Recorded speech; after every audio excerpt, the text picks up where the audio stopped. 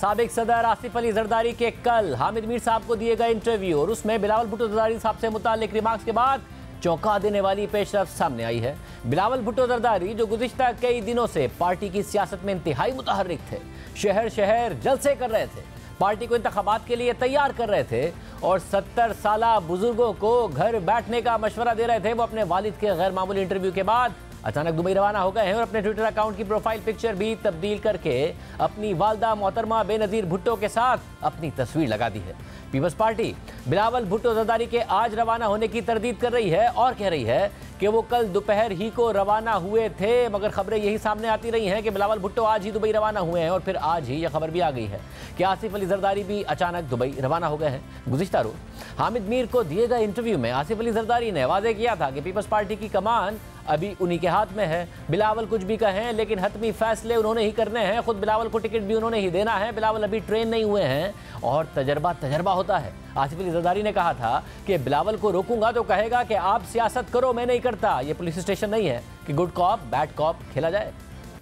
बिलावल पूरी तरह से ट्रेन नहीं हुआ, उसको भी ट्रेन कर रहे हैं। हिल टेक टाइम। मुझसे टैलेंटेड है, मुझसे ज़्यादा एजुकेटेड है, he is better spoken than me, मगर एक्सपीरियंस इज एक्सपीरियंस। आजकल की जो यंगर जनरेशन है उनकी अपनी सोच है, उसको अगर मैं रोकूंगा तो वो और मसले होंगे। वो कहेगा अच्छा आप सियासत करो, मैं नहीं करता, फिर क्या करूँगा। या आप गुड कॉप और बैड कॉप तो नहीं खेल रहे बेटा? गुड कॉप और बैड कॉप ये कोई पुलिस स्टेशन नहीं है जहाँ गुड कॉप खेला जाए, बैड कॉप खोला जाए, किसी उससे कन्फेशन निकालने के लिए एक्यूज से। ये अगर बिजनेस में बिलावल मेरे साथ होता तो भी उसकी ये पोजीशन होती कि आपको पता नहीं है। सियासत में वो कहता है कि हमारी सोच पे चलें आप, तो ये तो हर घर की कहानी है। हामिद मीर साहब ने आसिफ जरदारी साहब को बिलावल भुट्टो जरदारी का बयान भी सुनवाया जिसमें बिलावल 70 साला बुजुर्गों को घर बैठने का मशवरा दे रहे हैं। इस पर आसिफ जरदारी ने कहा कि बिलावल सिर्फ मुझे नहीं बल्कि सबको कह रहे हैं, नई नस्ल की सोच है कि बाबा आप कुछ नहीं जानते, आपको कुछ नहीं आता, बिलावल को भी टिकट मैं दूंगा, बीबी उसे मेरे पास छोड़ कर गई हैं। लेकिन अभी उन्होंने 3-4 दिन से एक और बात कहनी शुरू की है कि ये जो बाबे हैं ये घर बैठे हैं, बुजुर्ग जो हैं उनको चाहिए 70 साल की जो सियासत है उसको खत्म कर दें। वो भी जरा सुन लें ताकि आपको पता चल जाए उन्होंने क्या कहा। 70 साल के बाबे जिनके पास एक इलेक्शन और एक असेंबली बैठने का मौका मिले, क्या हम उनके हवाले पाकिस्तान का मुस्तकबिल करना चाहते हैं जो सिर्फ अपने लिए सोचते हैं और पुराने सियासतदानों को घर बिठाना पड़ेगा। अब वक्त आ गया है, आप जरा रेस्ट करें, रेस्ट। बिलावल साहब एक्चुअली किसको कह रहे हैं? सबको ही कह रहे हैं, ये सब सिर्फ मुझे नहीं कह रहे, वो अच्छा आपको भी कह रहे हैं? हाँ सबको कह रहे हैं। अच्छा जो उनकी जो नई पौध की जो सोच है ना, वो तो बाबा यू नो नथिंग। आपने नहीं सुना है, ये हर घर में ये होता है कि बाबा को आपको तो आता कुछ नहीं, मेरे को आता है। तो अब इसका मतलब ये है कि आपका तर्ज फिक्र और बिलावल साहब का तर्ज फिक्र काफ़ी मुख्तलिफ है,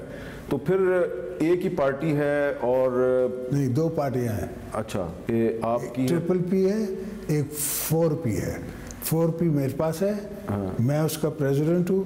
ट्रिपल पी का प्रेसिडेंट जो है वो चेयरमैन जो है वो बिलावल है। और पार्टी कैंडिडेट्स को टिकट्स जो है वो मैं देता हूँ।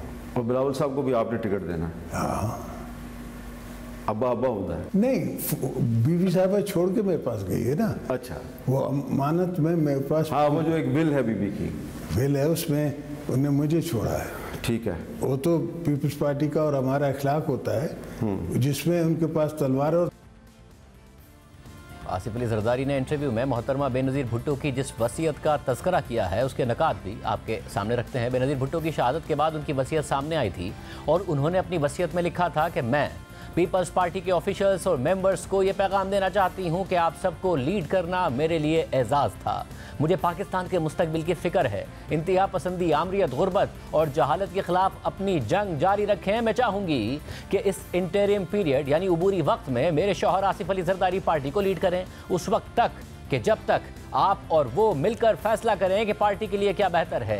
ये मैं इसलिए कह रही हूं क्योंकि आसिफ अली जरदारी एक बहादुर और बाइज्जत शख्स हैं। उन्होंने टॉर्चर के बावजूद बगैर झुके 11.5 साल जेल में गुजार दिए। उनके पास वो सियासी खदकाठ मौजूद है कि जो पार्टी को मुत्तहिद रख सके। मैं दुआ गो हूं कि आप सबको हमारी पार्टी के मैनिफेस्टो पर अमल दरामद करने में कामयाबी हो और साथ साथ आप सबको पाकिस्तान के गरीब और पिसे हुए तबके की खिदमत करने में कामयाबी हो। इसी वसीयत की बुनियाद पर आज भी आसिफ अली जरदारी कह रहे हैं कि बिलावल भुट्टो को बीबी मेरे पास छोड़कर गई हैं। जबकि 30 दिसंबर 2007 को बिलावल भुट्टो जरदारी ने कहा था कि जब तक मैं तालीम मुकम्मल कर रहा हूं उस वक्त तक मेरे वालिद पार्टी को चलाएंगे। यूनिवर्सिटी खत्म होने के बाद मैं पार्टी की क़यादत करूंगा। But as we know, the chairmanship of the party is a position which often is occupied by martyrs, and we do not know for how long my father will be able to keep this position. While I am at university and I will continue my studies, my father will take care of the party. When I return, I promise to leave the party as my mother wanted me to. जबकि उसी दिन आसिफ अली जरदारी ने कहा था कि मैं बिलावल को assist करूंगा। हम पीपल्स पार्टी के उनके अदना फॉलोअर्स, वो हमारी कायद आज भी हैं, कल भी हैं और हमारे मरते दम के आखिरी सांस तक हमारी कायद मोहतरमा बेनज़ीर भुट्टो साहिबा रहेंगी। भुट्टो की तस्वीर बेनज़ीर, बेनज़ीर की तस्वीर बिलावल। मैं एज ए को चेयरपर्सन ऑफ पीपल्स पार्टी उनको असिस्ट करूँगा, मखदूम साहब को असिस्ट करूँगा, पार्टी को असिस्ट करूँगा और जितने भी पार्टी के मसले हैं या जो पार्टी की ज़रूरतें हैं उनको सुलझाने की कोशिश ज़रूर करूँगा। ये उनकी विल थी। मोहतरमा को पता था कि मैंने इलेक्शन में हिस्सा नहीं लिया, उनको पता था कि मैं MNA का कैंडिडेट नहीं हूँ। उसके बावजूद ये विल की डेट जो है ये 16 अक्टूबर की डेट है, जो कि उनके आने से 2 दिन पहले की डेट है इस विल पे। इसलिए ये अज्यूम मैं कर सकता हूँ कि उसकी विजडम क्या थी। उनकी विजडम यही थी कि आसिफ जरदारी जो है वो पार्टी को लीड करे इन मुश्किलात में, इन मुश्किल हालात में, और पार्टी की चेयरमैनशिप ऐसे शख्स को दी जाए जो कि फेडरेशन की अलामत बन सके। मेरी नज़र में बिलावल जरदारी की जगह पे ऐसा कोई शख्स नहीं था जो कि पीपल्स पार्टी को और फेडरेशन को साथ रख सके। बिलावल ने खुदसद और मेरे बच्चों ने खुदसद अपना नाम बदलने का आज फैसला किया है। आज से बिलावल का और मेरे बच्चों का नाम होगा बिलावल भुट्टो जरदारी। आज ऐसा लग रहा है कि पार्टी की क़यादत संभालने के लिए बिलावल भुट्टो जरदारी अपने वालिद के सामने खड़े हो गए हैं। इसके अलावा आसिफ अली जरदारी ने यह भी कहा है कि पाकिस्तान पीपल्स पार्टी पार्लियामेंटेरियन का सरबराह मैं हूं, इसलिए बिलावल भुट्टो को भी टिकट मैं ही दूंगा। अहम बात यह है कि पीपल्स पार्टी पार्लियामेंटेरियन मोहतरमा बेनज़ीर भुट्टो की ज़िंदगी में ही 2002 में वजूद में आ गई थी, जब जनरल परवेज़ मुशर्रफ ने सियासी जमातों के हवाले से कुछ नई कानून साजियाँ मुतारिफ कराई थी, जिनके तहत इंट्रा पार्टी इलेक्शन को लाजमी करार दिया गया था। इंतखाबात में हिस्सा लेने के लिए पार्टी सरबराह का मुल्क में होना ज़रूरी था। साथ ही जिस जमात का सरबराह सजायाफ्ता हो वो जमात इलेक्शन में हिस्सा नहीं ले सकती थी। उस वक्त पीपल्स पार्टी की ताहयात चेयरमैन बेनज़ीर भुट्टो जिला वतन थी। साथ ही 1999 में नवाज शरीफ के दौरे हुकूमत में बेनज़ीर भुट्टो साहिबा को एहतसाब अदालत ने नाअहल करार दे दिया था। लिहाजा पीपल्स पार्टी ने कानूनी पेचीदगियों से निमटने के लिए पीपल्स पार्टी पार्लियामेंटेरियन के नाम से एक नई पार्टी रजिस्टर करा ली और मखदूम अमीन फ़हीम को उसका सरबराह बना दिया गया ताकि पीपल्स पार्टी को इलेक्शन लड़ने में कोई दुश्वारी पेश ना आए। मखदूम अमीन फ़हीम के बाद Asif Ali Zardari Peoples Party Parliamentarian के सरबराह बने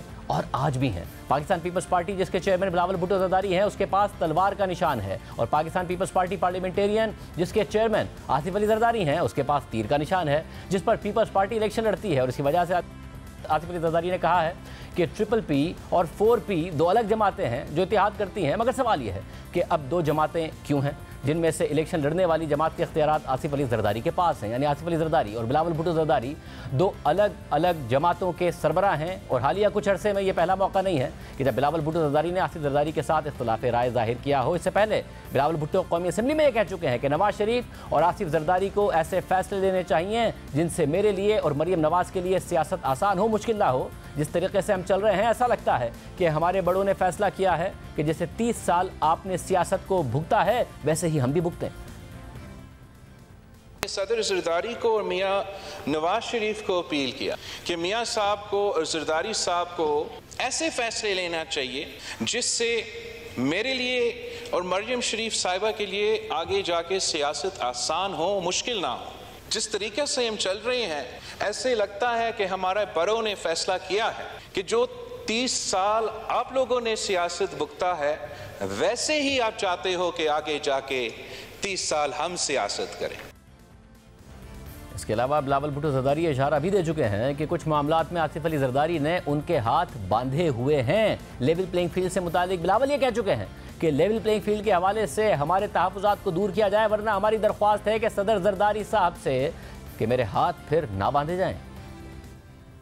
सीसी में मुझ समेत दूसरे जो हमारे पार्टी के ओहदेदार थे, जो हमारा एतराज़ात थे लेवल प्लेइंग फील्ड के हवाले से, वो हमने सदर जरदारी साहब को इख्तियार दिया है कि लेवल प्लेइंग फील्ड का जो हमारा एतराज़ात है वो उठाया जाए। कम अज़ कम हमारा लेवल प्लेइंग फील्ड के हवाले से इन एतराज़ात को एड्रेस करना चाहिए, वरना हमारा रिक्वेस्ट है सदर जरदारी साहब से कि मेरा हाथ फिर ना बांधा जाए।